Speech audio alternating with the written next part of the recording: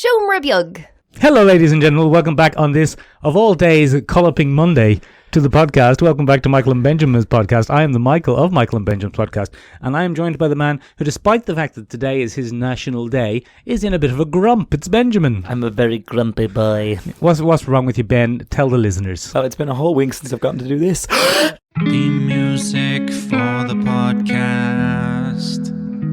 We don't actually have anything music. Very good, very amusing. Benjamin. Yes. It was a very big week for nerds. Nerds everywhere. Nerds everywhere. Specifically nerds in New York. So not nerds everywhere. Not nerds everywhere. Some okay. nerds. I've been misled.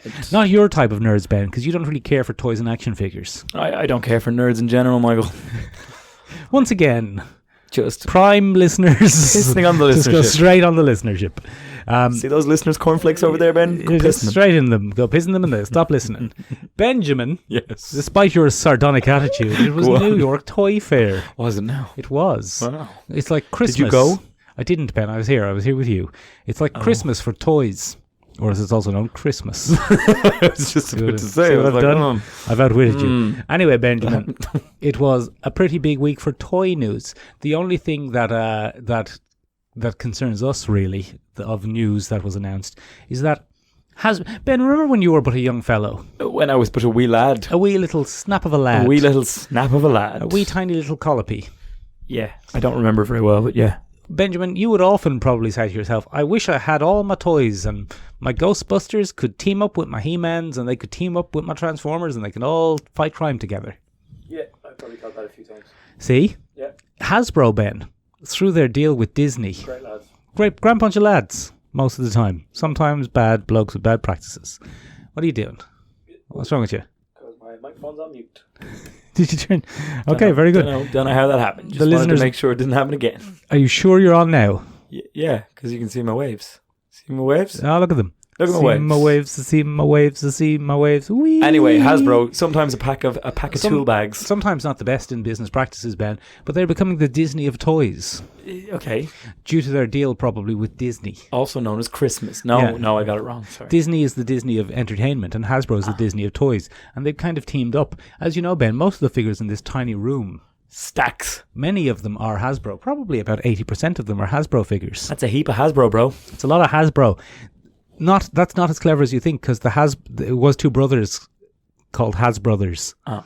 And they changed, so, you know. Bit of a has-been Hasbro road. Exactly. But Ben, Hasbro this weekend announced that in the style of Marvel Legends, In the style. your 6-inch highly articulated figure with face printing technology. Danny Rand there giving me There's the high Danny five Rand from a giving you, distance. he's doing the Iron Fist. No, give me a high five. In the style of your Marvel Legends, in the style of your Star Wars Black series. What is Star Wars Black? Star Wars Black series are the same scale of toys as the Marvel ones, but they're also Star Wars and 6-inch figures. Michael, I noticed that you don't have many of the I Star don't Wars have Black many, Ben. figures. No great Star Wars figure fan am I. No, you aren't. There's a Jyn Erso up there because my favourite is Rogue One. Rogue One is good. It's my favourite. But Ben, in the Sorry. same style of that, Yes. they've announced a few news this week. This is welcome back to the Dutch podcast. Welcome back to the Dutch podcast in the smallish room. For a Smallish but still very comfortable because we've learned to build in smaller spaces. small. And we're using the IKEA, which is not from the Netherlands, but don't worry, we still accept We it. still have IKEAs. The Swedish are, similar to us in many respects. Anyway, they've announced, Ben, a whole new line, several new lines. They've done the Ghostbusters Plasma series, Plasma? which are Ghostbusters figures, Ben, highly articulated with face printing to match in with your Marvel Legends figures and your Star Wars figures. Well, that's bloody great news. Isn't that great news, Ben? They've also announced G.I. Joe 6-inch figures. Bloody was a plasma pun. I'm sad that you didn't pick up on that. Oh, blood plasma. Yeah, I see what you've done. They've also, Ben, announced, and this is the real surprise, this was the biggest surprise Give me announcement. an L shocker. Here's what they've done, Ben. What have they done? They're retroactively, move your mic a bit closer to your mouth there, they've retroactively announced that they're releasing X-Men movie action figures. Fuck off. A Hugh Jackman. You can't do that. Yeah, a Hugh Jackman. Get A Hugh Jackman from X-Men 1. A Mystique from X-Men 1. Get your mitts off my X-Men movies. A Charles Xavier and a Magneto, and they come with a Michael Fassbender head Vashti! and an Ian McKellen head. That's an unusual... That's great, That's a isn't nightmare I had once, I think. it? Exactly. A Professor X head. I suppose with you'll be purchasing them. I don't know. I don't like those movies that much. They're not great. They've also announced, Ben, Deadpool figures from the Deadpool movies. It's hardly shocking, is it? But no, it is and it isn't. It's a bit shocking that they're doing it retroactively. Yes, that is strange. But movie Deadpool and movie Princess What's-Her-Face, Negasonic Teenage Warhead, yes. and movie Domino, Yes. and movie someone else. I like can't remember movie who. Domino. I like the whole movie Cable. Yeah, okay. So now you can have a Josh Brolin Cable standing beside a Josh Brolin Thanos. Thanos, son of Eros. Who'd win in an arm wrestle? Probably Thanos. Probably Thanos. Yeah. Isn't that big news? So you're gonna break the bank? I don't know. Gonna Ben. splurge? I splurge every day. You do. Oh. I think that's all the news. There's a Transformers Yeah, series. I thought you'd be excited about this, Michael. I skipped up the steps towards your homestead where we have the tiny room. We'll keep the tiny room. And I was like, I'm going to tell Michael all about the Transformers prequel to War on Cybertron, or the Cybertron War, or something like that. And I was like, I'm gonna tell Michael all about it. Michael's going to be super excited. And you looked at me dead in the eye and said, fuck you for telling me that, and you slapped me. That's not what happened. It's the gist of what happened. I had to call the guards, and it was a whole thing, and this is the last podcast. It's the gist of what happened, Ben, but it's not what actually happened. No, it's not actually happening. You just weren't excited at all, Michael. Ben, they haven't made a really high-quality Transformers cartoon series. Some people would say since Beast Wars. And it doesn't look like that's going to change, Michael. If you'd seen the trailer I saw, ooh-wee. Some people would say since Transformers Animated. Some people would say, Ben, ever. That's a strong statement. Yeah. That's a strong statement. The comics, I think, have always been better in terms of storytelling than the cartoon series because comics are better for long-term storytelling. I don't know why. But, I mean, the Transformers concept is inherently ridiculous, Ben. It's talking cars. It's talking exactly. Why would they turn into cars in the first place? That's ridiculous. It's a very human thing. concept on an alien planet. Don't go and do a thing and try and justify it. The original Japanese concept made sense when they were Diaclone. That they were... What's a Diaclone? Diaclone is the toy line that Hasbro, those guys again, the old Has brothers. Has-been bros. The Has brothers, they went to Japan and said, these are interesting, aren't they? Let's bring them to America, but let's make them sentient. They weren't sentient, they were piloted mechs. That makes a lot more sense in a Japanese sense, doesn't it? It does. And they were like cars, so they could be in the skies. And then they turned into a mech. But there was a man bloody in them. feck-off mech. Yeah, or a lady. Probably your Or one. Big bloody lady mech. What's your name? Your one's name from... Megan Fox. No? Your enthusiasm is really seeping out of you today, Ben. Megan Fox. Anyway, Ben, that's all the news. Speaking of bad anime adaptations and things, Castlevania is getting its third season. Is it? On Netflix. I thought season 1 was quite good. Season 1 was quite good. Season 2 was very strange, but quite good. And now season 3 is on its way. Oh. So it's going to be interesting. It just keeps going from strength to strength, really. Have you watched any of the trailers for Westworld Season 3? I have, actually. Very interesting. Yes, it's outside of Westworld. Outside of Westworld. Bloody World. Jesse, that's what it should be called. Welcome to World. That's the best gag you've done so far. It's the only one I can cheers you up a little bit too. Welcome to World. Yeah, it looks like Jesse Pinkerman is in it. Yeah, he's Pinkmaning the whole thing. And Tessa Thompson is out to get... Yeah. Tessa Thompson's out... No, Tessa Thompson looks No, like she's it's on the bloody Maeve. It's bloody... She has a fun name to say. What's the name? Tandy Newton. Tandy Newton. Yeah. She's bloody been hired by a bloody shadowy corporation to hunt down bloody... What's the name of the main character? Evan Rachel Wood. Evan Rachel Wood. Whatever her character's name is. Dolores. World. It looks interesting, actually. Big open scale world. Way in the future. Way more in the future than we expected, Did Michael. you think? I thought slightly less in the future than I thought. Oh, okay. That's interesting. Because it could be... That could be 15 years from now. Michael, when I was watching the trailer, one of the things that I really thought Benjamin. was both those ladies are in catsuits. Michael is splurging everywhere as we speak. Oh, Jesus. Are they? I didn't notice. There's two ladies in catsuits. Oh, they have And their the best part is, Michael, they've got big bloody swords. So nervous and sexy. Nervous and sexy. Yeah, nervous and sexy. Why is it nervous? That's what they call us. I'm nervous, you're sexy. Oh, thanks. Yeah. Appreciate it. I did get a nervous nice. and sexy. I got my beard trimmed. It's very nicely trimmed. I got a beard trim. Michael Yes. is looking svelte to fuck. Thanks, Ben. I went to a today. barber. And he saw a dog. I saw a dog in the barber shop. In the barber shop. Now, he didn't do the haircut. It I wish he did, though. was a real shame. That'd be very entertaining. A real crying shame. But Michael looks very good. Thank you, Ben. You're welcome. You look a bit tired, I'm knackered. to be I frank. look terrible. Benjamin, Yes. speaking of tired old tropes, That's me.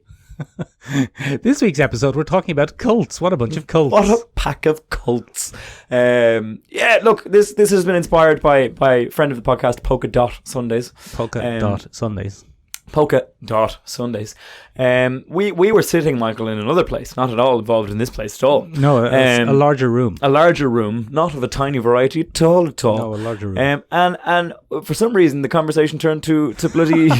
Remember when you said earlier, world? Very good. One of your best jokes. You quite enjoyed that one. Yeah, it was very good. It hurts that's where I peak. But World. in a general sense, we got talking about Smallville of all And it things. still makes sense because of the WW. Yeah, no, it's still there. Yeah, It's- great. It's pretty interwoven. Very good, yeah. In a very strange sense, Michael, we've only wasted 11 minutes so far, Michael. This is going to be a long episode.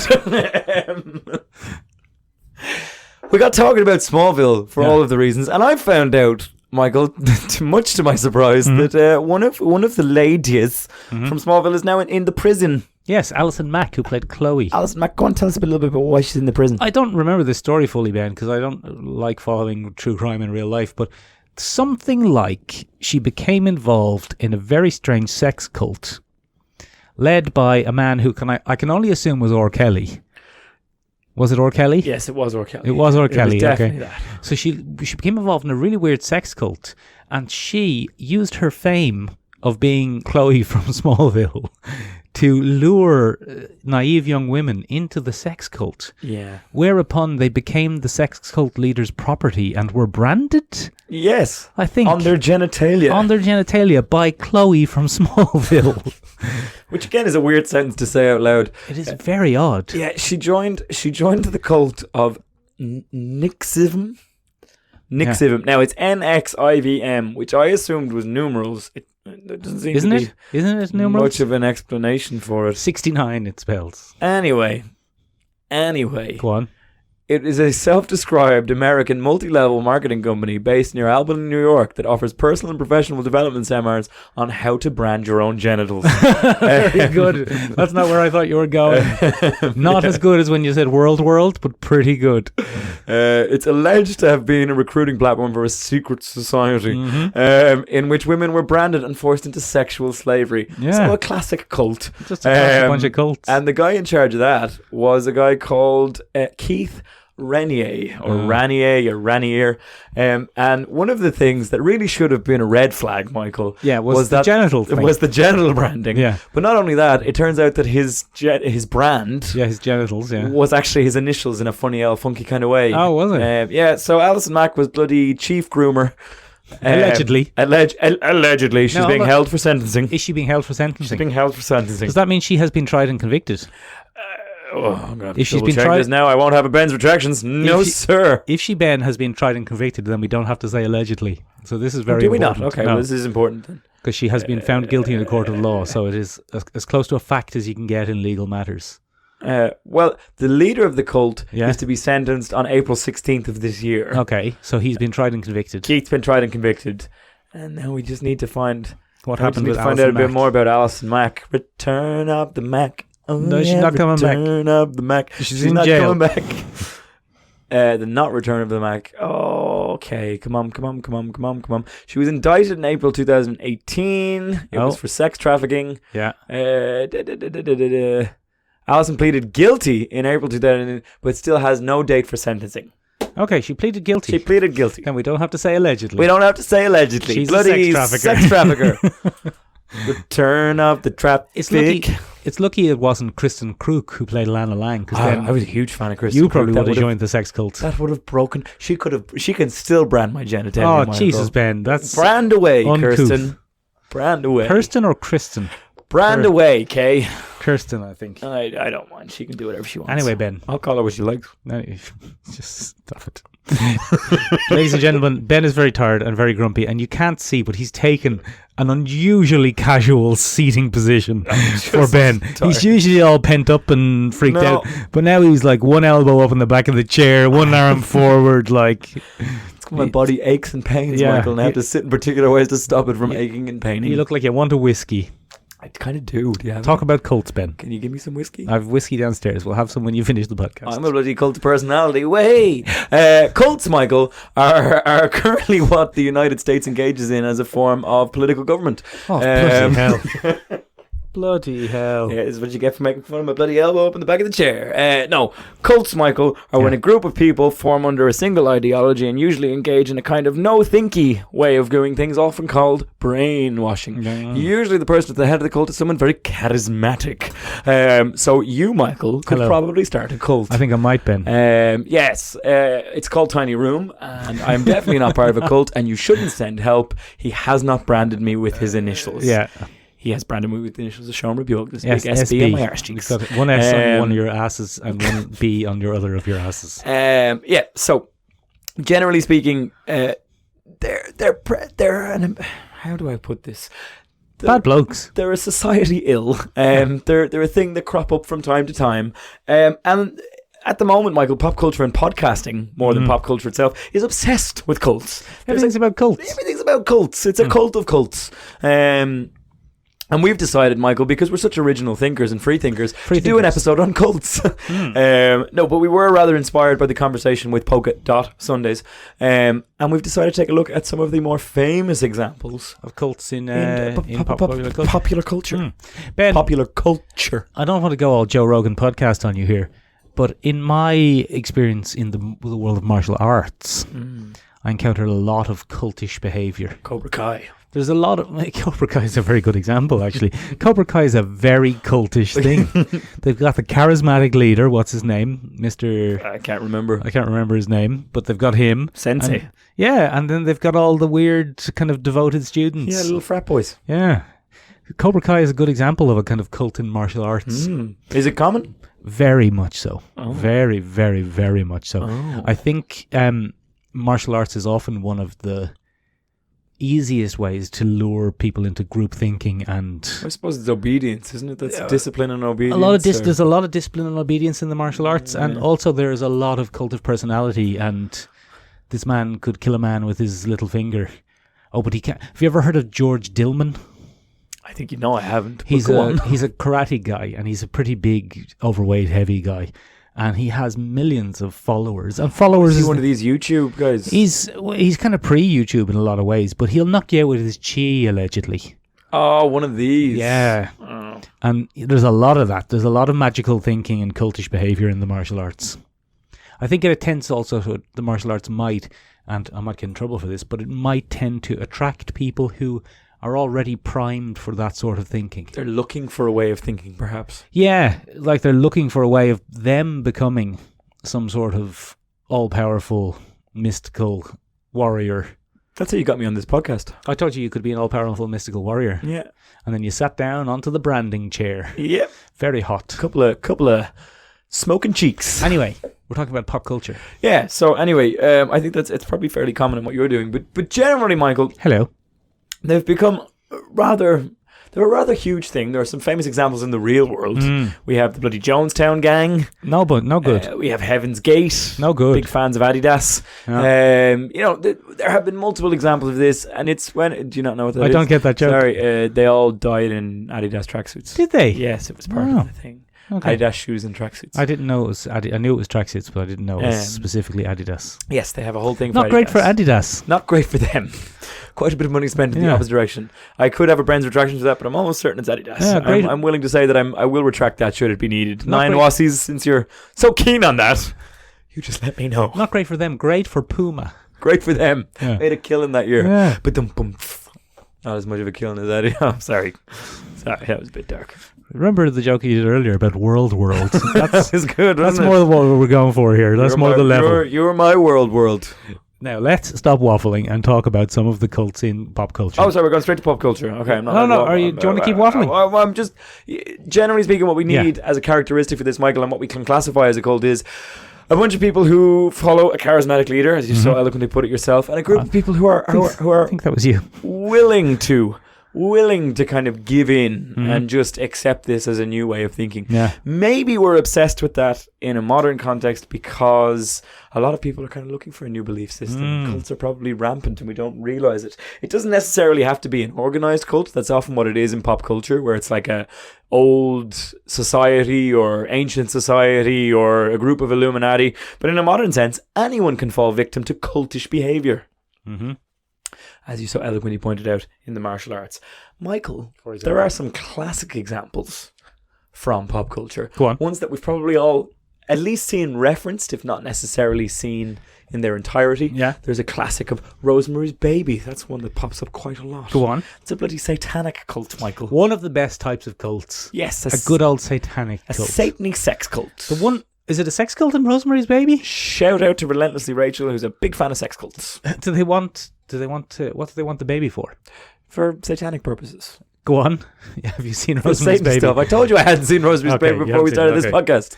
podcast. Yeah, you can't be an old satanic cult. No, they're classics. A lot of the background murders and a lot of the ghosts and spooky goings on in one of our favourite series, There's a Ghost in My Bedroom. That's what I say to my friends. No, what's the series called? There's a Ghost in My Bedroom. Paranormal Activity. Paranormal Activity. If you keep following that on, eventually that turns out to be the work of a satanic cult. Yeah, it's usually a bunch of bad lads. It's ladies in this case. I think it's witches. Oh, is it ladies? It's witches, yeah. I love an old witch. It's a bunch of ladies. It's a bunch of witch. I suppose coven might be a better word than cult. Love an old coven. Coven cult. I just wanted to say there's a ghost in my bedroom. There's a ghost in my bedroom. It sounds like something that there should be like a Ghostbusters style theme tune to. There's a ghost in my bedroom and it's freaking me out. Whoa! You know, you did that. Ghost in my bedroom. You know, you did that exact joke the last time I said that.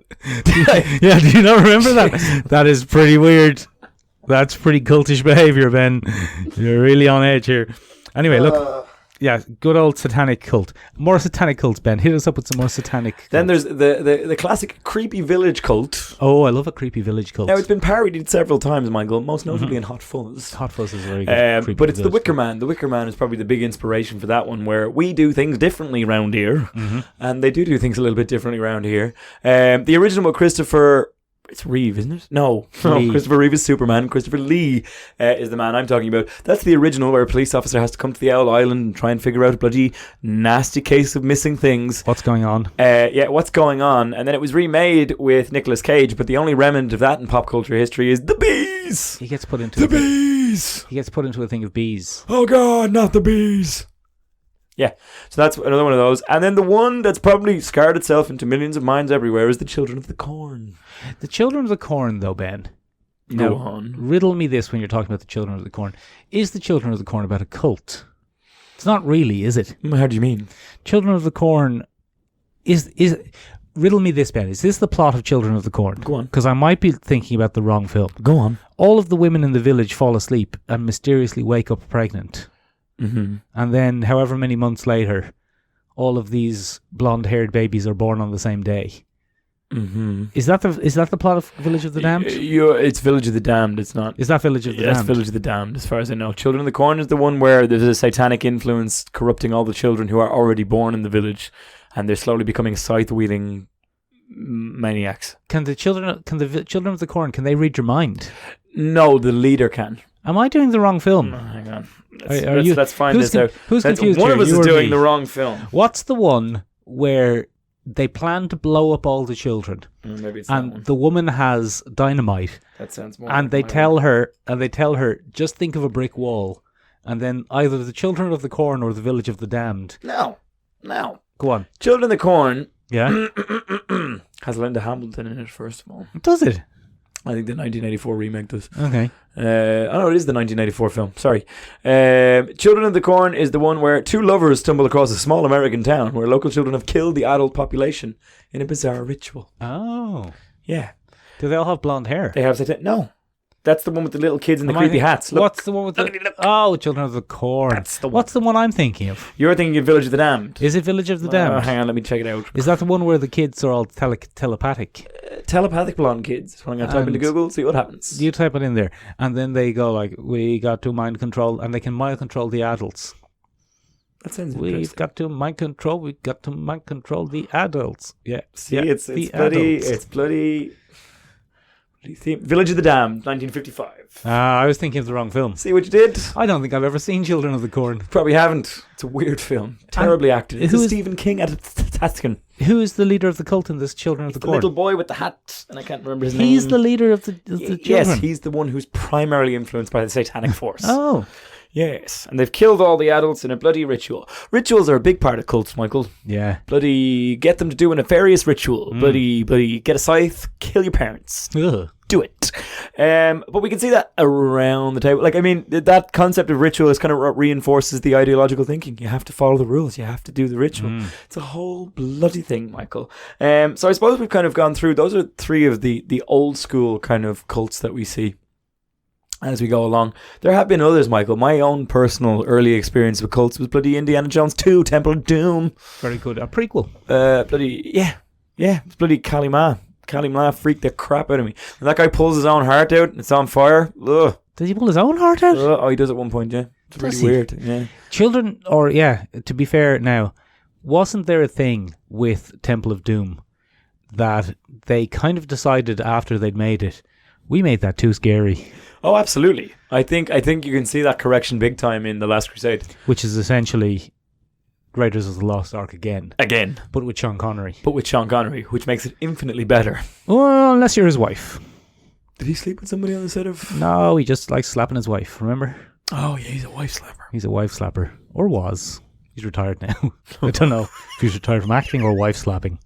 Whichever one it was. Still, though, not an ideal bloke. Welcome to the last podcast in more ways than one. Sean Connery's not going to sue us. Go on, tell us about the cult of Kali Ma. That was just look, there's a little bit of Orientalism going on here, Michael. It's a little bit of an insensitive subject on that one, Michael. All right, well, go on, hit us up. They're not your opinions. They don't. Okay, so the cult of Kali Ma is an undefined pagan religion, Right, and it's an Indian goddess of death, yeah. Kali. but it's in a jungle, and it's not necessarily India. The short round is there, and it's messy, Michael. Look, you're gonna get in trouble one way or the other. It crosses a couple of different cultures. The Indian priest doesn't necessarily dress as an Indian priest might. He seems to borrow things from different... A bit Native American in some ways. Native American in some ways. Yeah. Look, it's sensitive, okay? It's not the best They're depiction. underground. There's lava. Isn't there lava? Yeah. They're not that far underground, but there's lava. There's lava. There's pulling out a man's heart with a spoon. Kalima. Does he use a spoon or his bare hand? No, he uses his bare hand. Does he? He can just put your hand into his chest and pull it out. Yeah, what a bad bloke. He was a real bad bloke. That was mentally harrowing for me. Yeah, I mean, this is a famous thing that they did go too dark on the second Indiana Jones. They definitely did. You shouldn't be reaching into people's chests and pulling out hearts. Generally considered the least good of the three. It's super awkward when you do it after you've had a few drinks on the Lewis. It's just like, oh no, Michael, put it back. Put it back, okay. And then you go, okay, fine. You have that mischievous look in your eyes, and I can't help. I'm like, oh, you scamp, put it back. And you have to run back and stick the heart back in the chest. But we seem to be going through, Michael. We seem to be going through in the last kind of 5 years. A bit of a cult revival in the old horror films. Cults are making a comeback. The comeback of the cult. Yeah. Return of the cults. Oh, yeah. Alison Mack. But yeah, I suppose because cults are such pop culture currency at the minute, that maybe cults are just being woven into different things. I've done a couple of different things here, Michael, as we go along. I suppose one of the big things that brought cults about was H.P. Lovecraft. Oh, the old classic chanting in the dark. We love an owl chant in the dark. We love an owl circle. We love an owl summoning an old god, an elder god. People in a hood. Bloody hood. Bloody... Oh, that's a different kind of cult. That's a different kind of cult. That's more of a clan. That's a clan. It's more of a clan. But didn't Lovecraft's cults often have big pointy hats of various sorts? I think they might have. Didn't they? On occasion. I think they did. I think he liked a big pointy hat.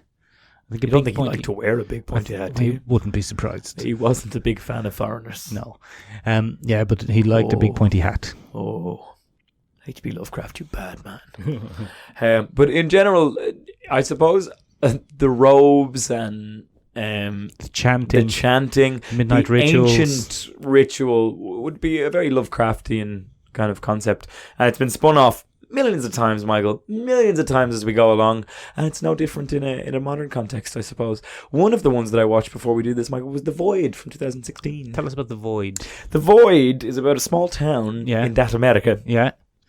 And unfortunately, the town has been chosen as the site for a ritual sacrifice and an opening of a nexus to another world. A world filled with big bloody black pyramids as far as the eye can see. Classic and otherworldly Lovecraft. cosmic horrors that might creep on through and eat you.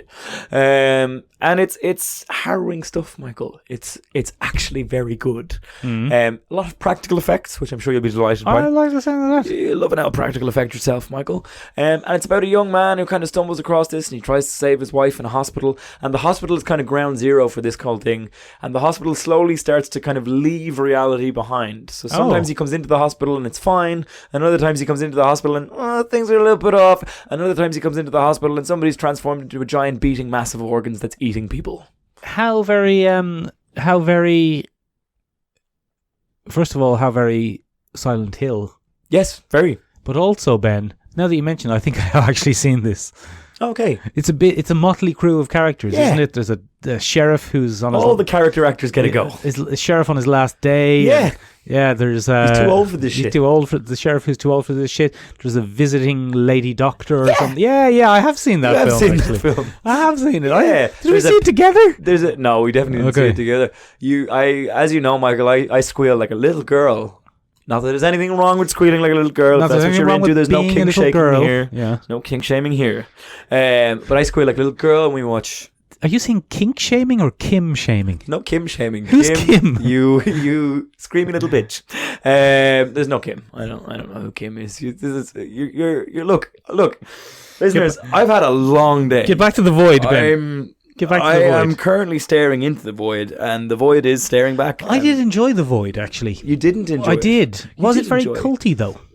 It's a cult. That's why it's happening. It's been decided by a cult. But this is kind of the classic way we look at the cult, I think.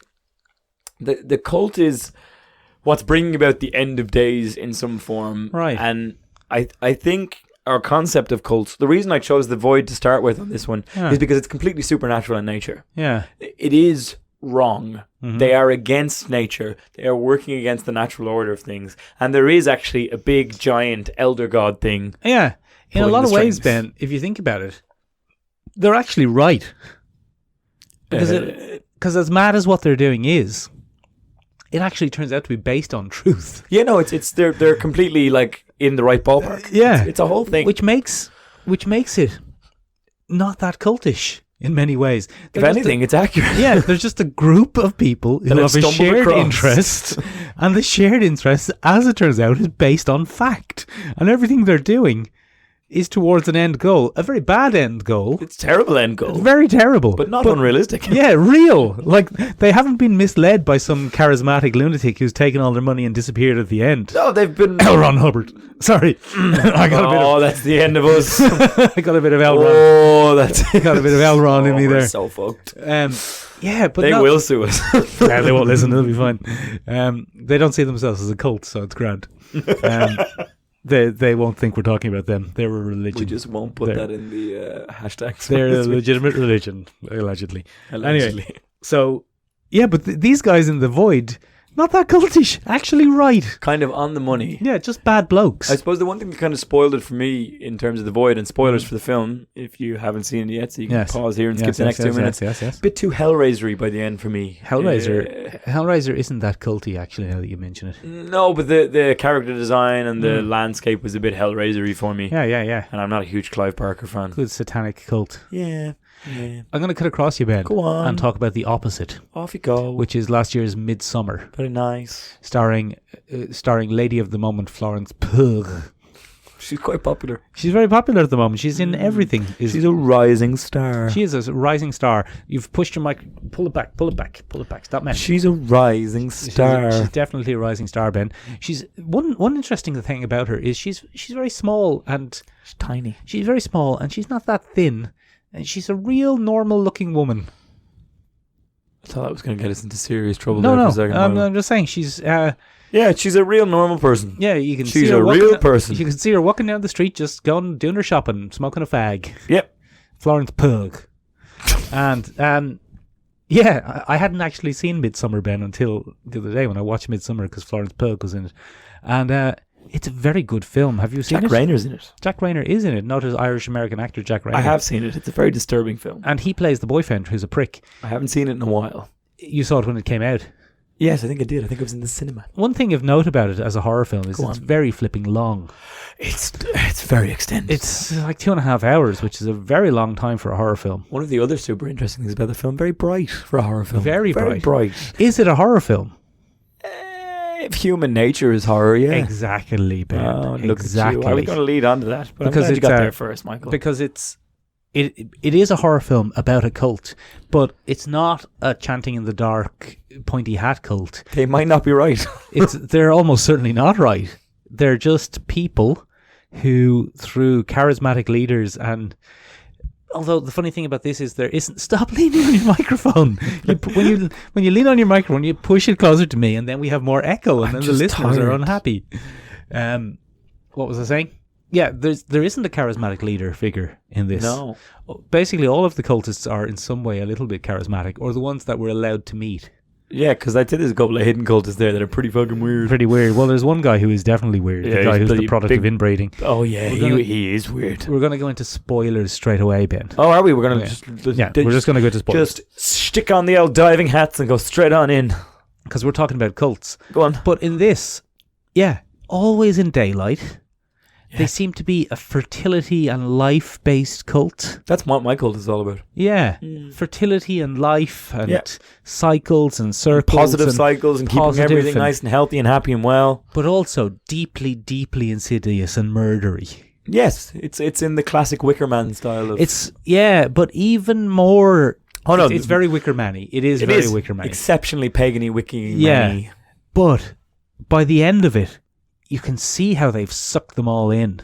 Oh, yeah. Because, unlike, say, the Wicker Man, there isn't an antagonist in this who is someone here to investigate the cult. No, it's just a bunch of people who have unfortunately found their way to the wrong place. Yeah, and meet various sticky ends. Trees. Such seriously sticky ends. There's the one where he's kind of up in the forest. Oh no, I'm mixing that with... No, never mind. You're thinking of a different film. The Ritual. Never mind. Sorry, I'm mixing it together. You're thinking of a different film. And then bloody, I suppose, most telling of all is that... massive spoilers. Florence Pugh goes full native. She goes bloody brainwash. By the end of it. 100% brainwash by the end. Because, Ben, apparently this whole thing is an allegory for, rather than really being about a cult, it's definitely a cult, Ben. They're definitely a cult. They're definitely a cult. And relentlessly Rachel will be happy to hear there's a little bit of weird sex going on. There's a serious, intense sex scene in that film. Yeah, it's pretty weird. Poor old Jack Rayner. Poor Jack. He gets really drugged. He gets super drugged. I know. Not okay. He is a dick. Yeah, but he doesn't deserve that. Yeah, Michael. but he gets a real bad time of it. Yeah, I'm going to reveal way too much of myself, so we're going to move on from that topic. No, go on. No, that'll get me in a lot of trouble. All right then. Tell me afterwards. He's a fucking dick. He's a bit of a dick. He is. He's a bit of a dick. He's the opposite of a supportive boyfriend. He's just a selfish man. He's a selfish man. He's a selfish, self-centered man. He doesn't have the heart to break up with this girl who he has no interest in anymore. At all. And he's in the middle of... I think my favourite scene in that is like, but what if I change my mind? And his friend's like, you're not going to change your mind. Yeah. Which is a very damning indictment of Florence Pugh. But does he deserve to be drugged, brainwashed, and then sewn into a bear and burned alive? Probably not. Probably not. You know who the real baddie in that is? Your mysterious, sexy Swedish friend. My mysterious sexy Just anyone's. Oh, okay. Anyone's mysterious sexy Swedish friend who shows up and goes, hey guys, I'm always here for you. Do you want to... You know that? Yeah. He's the real baddie. I think probably the Swedish tourism board just went, fuck. Not After good. that movie came out. Not like, great. Not great for Sweden. They said, this is not great for Sweden. I mean, we said you could film here, but, we're not very impressed with what you've done for Sweden with this film. It was actually run by a bunch of Danish people. Who were like, ha! We got it. Finally. Bloody harrowing stuff, Michael. Ben, funnily enough, didn't find it harrowing. Okay. I, like... It was... Wait. Hang on. Go on, Sorry. You said allegory. Go on. Give me the allegory. Well, the whole thing... I love an allegory. It's a metaphor for breaking up, ending a toxic relationship. A relationship. Yeah. Even the, like, finding him cheating on her, but he's not the baddie either. It's through circumstance that they've both kind of fallen... They both end up being killed by a cult, although she doesn't. She survives. I often hate the part where I'm sewn into a bear. But Very if it helps her move on, then I'm okay with it. Yeah, unless she sets you on fire. Do you know what the worst though is? If you wear a nice white shirt. Apparently the cliff jump. Oh yeah, where the old people have where the old people jump off the cliff and their faces explode, and then one person gets killed with a medical grade lump hammer. Apparently a real tradition. Yeah, it's a Norse thing. Yeah, I've seen that in other various things. I think it was in Vikings at one point. So this is the other thing where Midsummer is very different from the other cults. It's not an evil cult. It's just people with different beliefs who are bad. who different terrible beliefs. Terrible bad beliefs. Different terrible beliefs. No good bad blokes. They're not good people. Not bad. No, get out of there. Don't go there. But did you notice, for example, there's an awful scene where one of the cult members is seducing Jack Rayner, but rather than like going up and laughing at his jokes, she casts love magic on him. Yeah, casual love magic spell. Everyone's drinking their drink. Yeah. And everyone's drink is a bit yellowy, but his is a bit red. It's a very particular kind of love magic. You know what she's put in there? Do you love me? Are you playing your love games with me? Yeah. So don't go to Sweden is the message I got from that. I had to cancel my trip there. My sexy Swedish friend did invite me, and I was like, do you know what, Lars? You can get fucked. Get fucked, Lars. And he's like, yes, that's part of the experience. That's part of the experience. You might really enjoy it. Because Swedish people and Dutch people are the same here at Tiny Room. That's what we've got. Sorry, Sweden and Dutch. Moving on from there, same director. Bloody loves a cult. Bloody Hereditary. Yeah, well, Hereditary... I wasn't that impressed by Hereditary, Ben. I didn't think it was spectacular. It doesn't shock me, Michael. You have very high standards, and you'd be right not to be all that impressed by it, because it wasn't that impressive. It was a bit of a good twist. There was a twist. But unfortunately, I found it the same twist as There's a Ghost in My Bedroom 5. Yeah, I don't know what There's a Ghost in My Bedroom 5 has the twist for, but I'll agree. It turns out that it's witches. Oh, it's a pack of witches. Yeah, it turns out that it turns out that it's a cult. The message I got from Hereditary is don't trust your mother-in-law. Yeah, never trust your mother-in-law. Or your own mother, apparently. Or just don't trust anyone's mother. Just don't trust mothers. Don't trust mothers here at the Tiny Room. It's a bit different. It's a bit more malevolent. Again, it's different, I suppose, in that we're going back towards the occult cults. The occults. Back to Satan. Back to Satan. Hail Satan. Hail Satan. Hail Satan. We're going off the air between the Scientology and the hailing Satan. We're done. YouTube's going to definitely block us. But yeah, so it's a supernatural cause again, and it's a bit creepy. Look, go on. It was a small family drama. Weird stuff happens. There's dreams. He seems to have the thing for ugly people being bearers of the apocalypse. I don't know if I agree with that trope, because the little girl in Hereditary is ugly as well, and I think I said that when we reviewed Hereditary, deformed didn't I? a little bit. You did. You brought up the fact that disabled people or mentally ill people are bad. Yeah, I didn't like that about it. I think that's what I didn't like about Hereditary. It's not good. It seems to imply that, inbreeding and the like, while it's not good, not ideal, it's not inherently evil, Michael. All right. The product of it is not inherently evil. You work away there, Ben. I'm going to cut across you and talk about something entirely different. But something that I think did it a little bit better, Michael, was bloody 2017's The Ritual, Michael. Go on. Now, you and I, Michael, two great fans of Norse mythology are we. Oh, yeah. As you know. Thor. Yes. You and I are also two great fans of bloody character development, Michael. Oh, yeah. Bloody character growth. And 2017's The Ritual is in a Norse forest. Yeah. And it's from a bunch of English lads away on holiday. Banter bus. No, but it's not quite that bad. It's not the in-betweeners go to Norway. It's more like yuppie London people go to Norway. Oh, bless. And basically the central event of this, and again, spoilers for a movie that came out 3 years ago. The central event of this is the main character, whose name escapes me, unfortunately. Main character was with his best friend. Probably Chaza. In a convenience store. Yeah. And unfortunately, Yes. there's a robbery. Yes. His friend dies. Yes. And he escapes due to his cowardice. He Classic. runs and hides. Coward's blood. And he comes down with the dose of coward's blood. Yes. Okay? He runs off. And now, a year later, on the anniversary of this little event, him and all his friends are going into the forest, and all his friends kind of blame him because they know what happened, because they saw the CCTV and the court appearances and stuff like that, and they're all kind of like, fuck you. But they're also kind of like, you can come along anyway. And they stumble across the Jotun cult. Yeah. And the Jotun cult worship one of Loki's children that isn't commonly seen.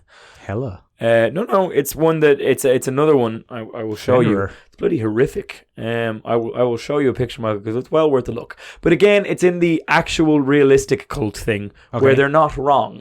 So they stumble across this ritual and they start being picked off one by this creature in the forest. Mm-hmm. And the creature in the forest kind of hunts bad memories. That's what it does, and it brings them out. It can warp reality in the forest, and it makes them experience it. Kind of like if you used fear to season your meat. Kind of that kind of classic way of doing it. Nom, nom, nom, nom, nom. Like you do it, the way you season your meat. And it's really interesting because it's in this really claustrophobic, dense atmosphere of the forest, and they're slowly hunted down one by one, and then we come across the cult, and the cult worship him, and as long as they worship him, they're cowards. That's what Classic the main cults, criteria of the cult is that they're cowards, and when they sacrifice people, they get to live forever in this forest Because they're cowards. because they're cowards. They're afraid of death.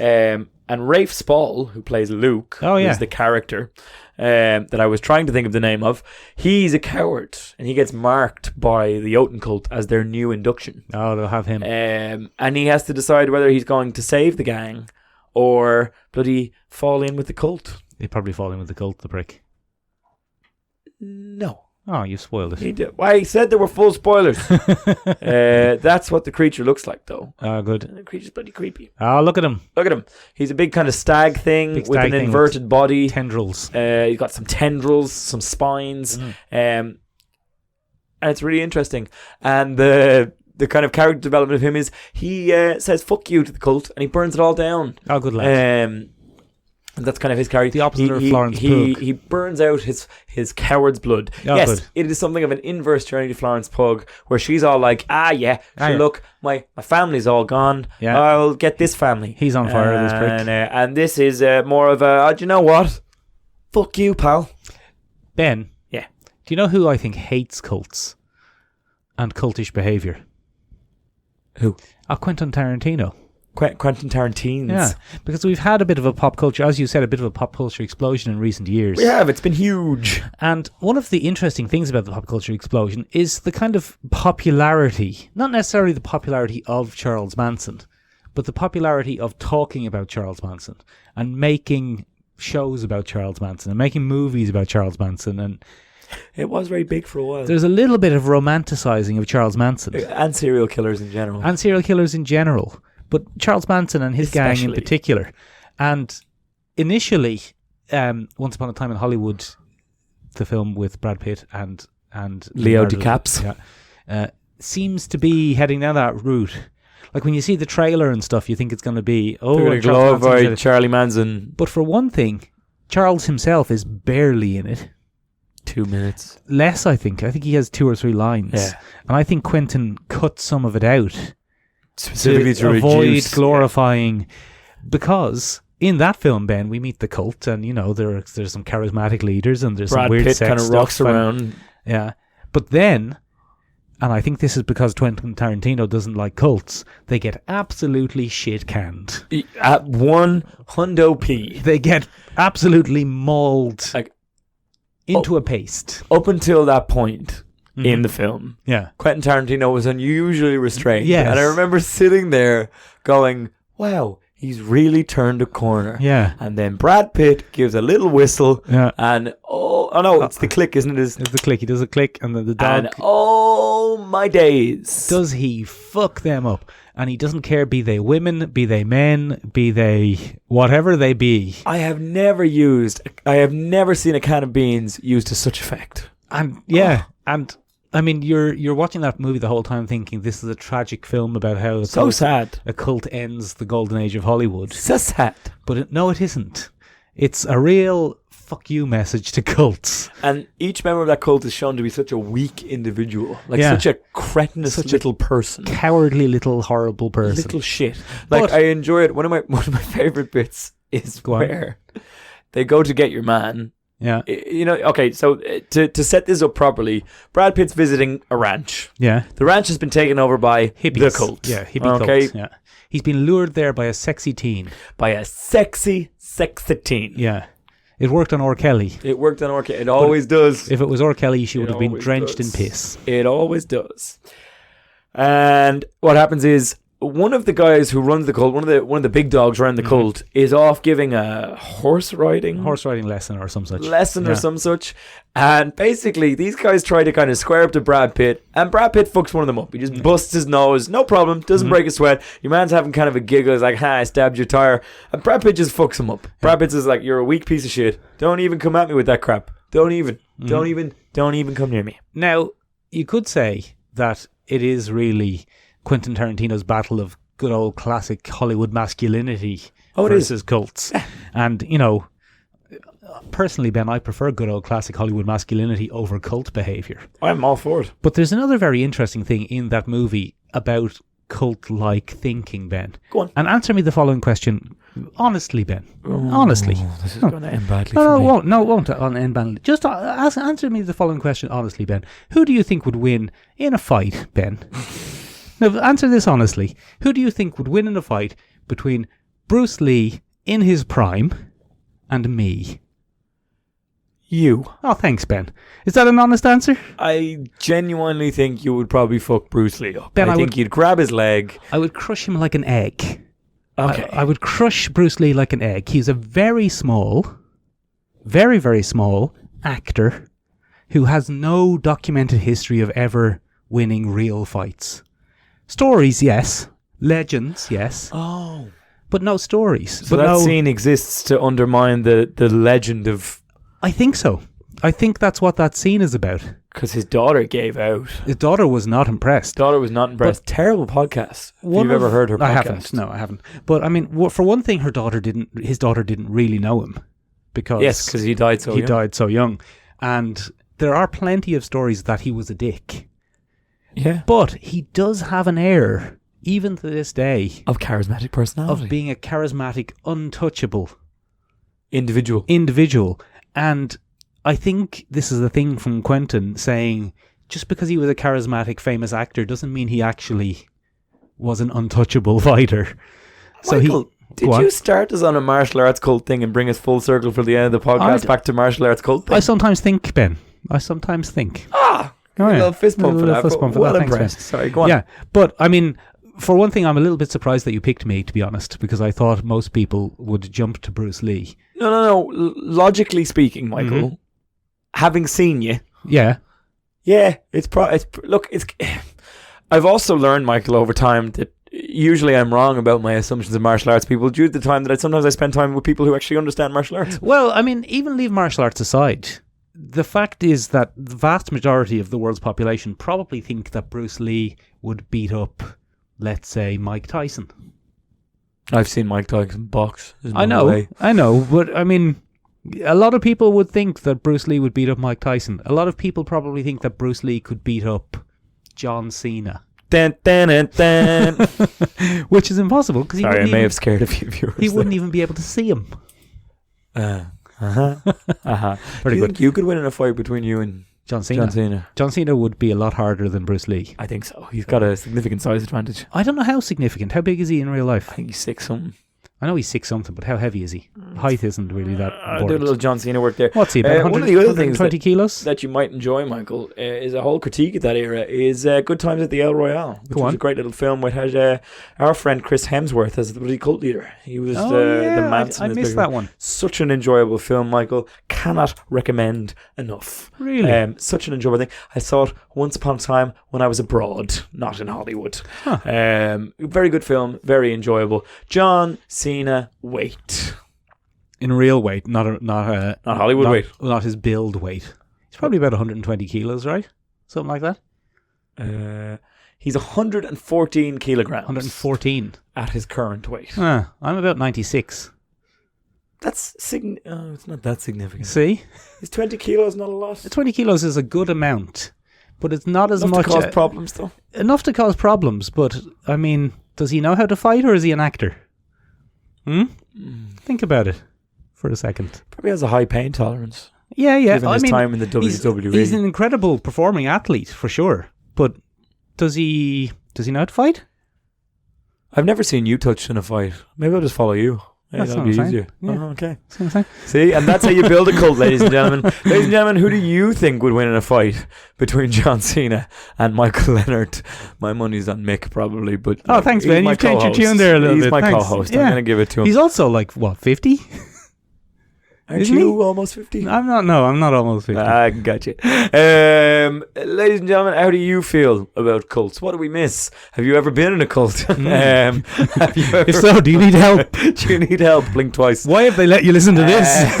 What's going on? What's wrong? Ben, we completely forgot to talk about the Guilty Remnant, one of my favourite cults. Yeah, from The Leftovers. Yeah, we completely forgot to talk about we'll them. get to it. We'll do a part 2 at They some were a point, good 'cause I cult. think cults would be more interesting. What scares you more, ladies and gentlemen, the bloody occult cults or the old people are the worst cults? Yeah. What really kind of That's gives the you the creeps? Because for me, it's the people cults. That's people the real cults question, are fucking isn't it? weird. Those Yeah. are real things. They happen to real people. Nothing in Midsummer couldn't happen in real life. Are you a bit jaded of the current cult vibe in pop culture? I am. I don't like it. You've had enough. Stop talking about Charles Manson, you bastard. Your good lady friend's a big fan Of Charles Manson? of Charles Manson. Well, I'm going to have to go and have a word. That's it from us this week, ladies and gentlemen. But do the listeners tell us anything else, Ben, quickly, before we go? Did the listeners make any other suggestions? Oh yeah, are there any other cults that we should be taking a look at? Are there any other topics we should be taking a look at? Have you had enough of us this week? If you haven't, there's another episode coming up this Wednesday.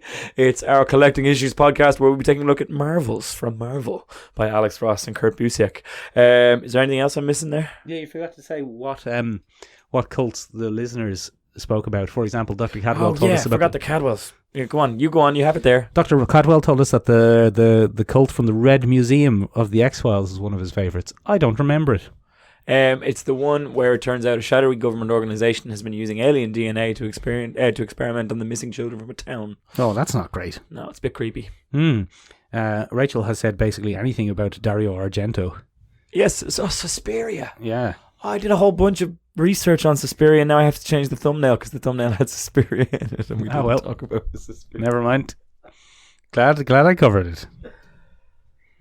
Ladies and gentlemen, that's it for this week. If you have any other suggestions for us, please get in touch with us at seomrabeag.com, seomrabeag.com. You mean Cider Room in Irish? Does indeed. If you don't like the formality of old websites from the 1990s, you can check us out on the social medias. Instagram. It's not Squarespace. It is Squarespace. You cook. 100% is Squarespace. You can check us out on the Instagram, ladies and gentlemen, at Sean Rabeag, seomrabeag.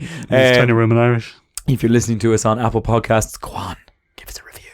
Go on, do it now. And we'll love you forever, and our Lord and Savior, some kind of monster, will shine his light on you.